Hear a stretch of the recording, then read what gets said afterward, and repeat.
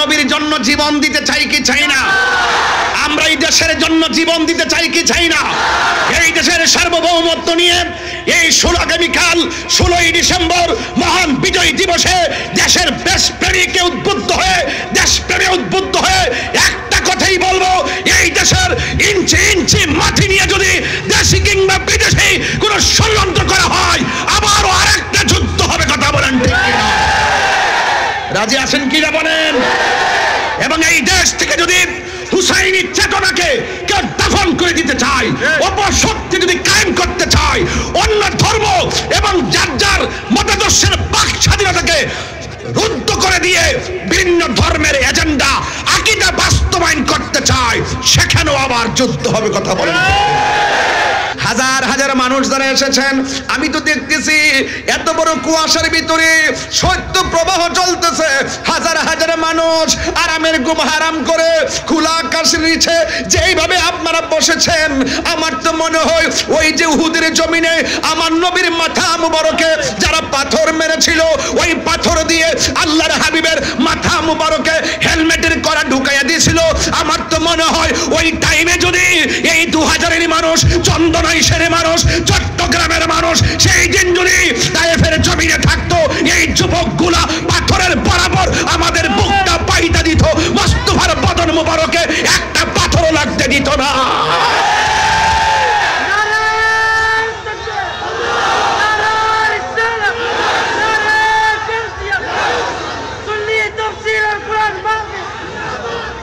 আল্লাহু আকবার বলেন, আল্লাহু আকবার, আরো বড় করে আল্লাহু আকবার। আমরা নবীর জন্য জীবন দিতে চাই কি চাই না? আমরা এই দেশের জন্য জীবন দিতে চাই কি চাই না?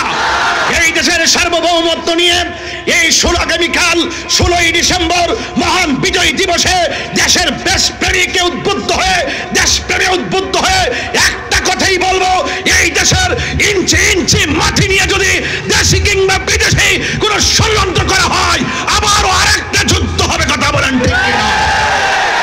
রাজি আছেন কিনা বলেন? এবং এই দেশ থেকে যদি হুসাইনি চেতনাকে কেউ দাফন করে দিতে চায়, অপশক্তি যদি কায়েম করতে চায়, অন্য ধর্ম এবং যার যার মতাদর্শের বাক স্বাধীনতাকে রুদ্ধ করে দিয়ে ভিন্ন ধর্মের এজেন্ডা আকীদা বাস্তবায়ন করতে চায়, সেখানেও আবার যুদ্ধ হবে। কথা বলেন।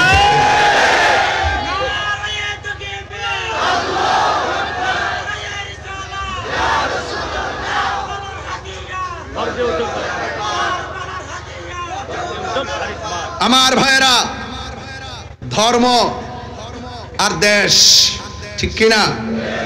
এই দুইটা জায়গায় সজাগ থাকবেন। 72 দল চতুর্পাশে ঘুরতেছে, এখন সাধু বেশে কথা বলতেছে, ভিতরে কুমতলব লুকায়িত আছে, এগুলো আমি টের পাইতেছি। এই জন্য বিচলিত নয়, কিন্তু এই দেশ আউলিয়া কেরামের দেশ। কেউ যদি মনে করে ওলি আল্লাহর মাজার ভেঙ্গে দিয়ে ওই আব্দুল ওহাব নজদির এজেন্ডা এই বাংলাদেশে বাস্তবায়ন করবে, সুফি জনতা একটাও ঘরে বসে থাকবে না। আমি যদি নাও থাকি, যদি কোনো কিছু হয়েও যায়, এক থাকবেন তো ইনশাআল্লাহ, এক থাকবেন তো ইনশাআল্লাহ, ওয়াদা আছে তো ইনশাআল্লাহ। আল্লাহ সকলকে নবীর জন্য কবুল করুক, গৌসুল আজমের জন্য কবুল করুক। আল্লাহ আমাদের সকলের অন্তরকে হুসাইনি চেতনায় উজ্জীবিত করে দাও। আমিন বলেন, আমিন বলেন। ভাইয়ের আমার, বেশি চিল্লাবো না, কথাই একটাই, জীবন বারবার, মরণ জীবন বারবার, মরণ একবার। মরবই যেহেতু, মরার মতো মরি, লড়ার মতো লড়ি, বাঁচার মতো বাঁচি, যা কর্ম 100 চুল পরিমাণ জন আর নিফাক বিলে এতেকাদ না থাকে। আর নিফাক বিলে এতেকাদের কারণেই কারবালা হয়েছে। আজকে কারবালার ঘটনা যদি ইহুদিরে ঘটাইতো, মনটার মধ্যে বুঝ দিতাম, খ্রিস্টানে ঘটাইতো, মনটাই বুঝ দিতাম। ঘটনা ঘটাইছে কে? ওই যে দাড়িওয়ালারি, ওই দাড়িওয়ালা, টুপিওয়ালা, ভাগরিওয়ালা, মুখের মিষ্টি ব্যবহারওয়ালারা, এই ইয়েজিদের পেতাত্তারা এখনো বাংলাদেশে আছে। এই জন্য ধারা দুইটা হয়ে গেছে, একটা হুসাইনি, একটা এজিদি। এজিদি কখনো, এজিদের সাথে কখনো হুসাইনের মিল হবে না। প্রয়োজনে যুদ্ধ হবে, লড়াই হবে, রক্ত দিবে, এরপর হুসাইনি চেতনা ইনশাআল্লাহ বাংলাদেশে উঠবে। আলহামদুলিল্লাহ বলেন না কেন? ভাইরা আমার, বেশিক্ষণ লম্বা করব না, এরপরও বলি আপনারা সবাই হুসাইনের পক্ষে আছেন তো? আরো জোরে আছেন তো ইনশাআল্লাহ? অনেকে বলে মামা, অনেকে বলে আয়ুব কই না, নিজাম ভাই কই, যে খানা খাওয়াইছ আজকে আসিরে এতগুলো খাবার রেডি করছে, একেবারে পুরো টেবিল ভর্তি, পাগলা মারহাবা কর। আজকে আমার সুন্নি ভাইদেরকে রাজপথে দেখা কলজা থেকে বহুত দোয়া, অনেক কাফনের কাপড় পরে ওরা নেমছে। ওরা কি একটা গাড়ি ভাঙছে? কথা কন না গেলে গাড়িতে আগুন লাগাইছে? তা আমার ওই গত দুদিনের ঘটনার মধ্যে কে ডিল দিছে, কেডা ভাঙছে, যাচাই বাছাই না করে তাহিরি রে দিয়ে দিছে আজাদ। কথা কোন ঠিক না বেটি? সুন্নিদের ডায়েরিতে কি গাড়ি ভাঙচুর আছে? কোনো আগুন জ্বালাও ফোরাও আছে? কোনো মারামারি আছে? আল্লামা শহীদ ফজলুল ইসলাম ফারুকী রহমতুল্লাহের আন্দোলনের সারা বাংলাদেশে গাড়ি সব বন্ধ করছিলাম, একটা গাড়ি থেকে আমরা আগুন দিছি? তাহলে এটা বুঝতে হবে, যতই ষড়যন্ত্র করেন ওই তাদের চরিত্রের সাথে সুন্নিদেরকে মিলাবেন না।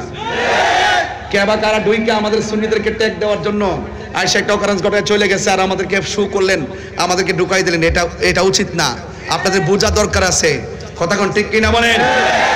তবে সুন্নিরা আহলুস সুন্নাত ওয়াল জামাতের প্রত্যেকটা প্রেমিক যেইভাবে আমি গুনাহগারের জন্য আজকে কথা বলছি, আমি আবারও বলছি, আমার হৃদয় থেকে অনেক ভালোবাসা, অনেক দোয়া, অনেক আন্তরিকতা, এটাই চেয়েছি, এটাই হওয়া উচিত। আজকে তাহিরি, কালকে আরেকজন, এরপর সেদিন আরেকজন হবে, এরপর আরেকজন হবে। আমরা ঘরে বসে থাকবো না। কথা কোন ঠিক কিনা? আহলে সুন্নাত ওয়াল জামাতের একটা রিকশাওয়ালাকেও যদি কেউ এইরকম হ্যারাস করে, আমরা মাঠে লড়বো ইনশাআল্লাহ। কথা কোন ঠিক কিনা?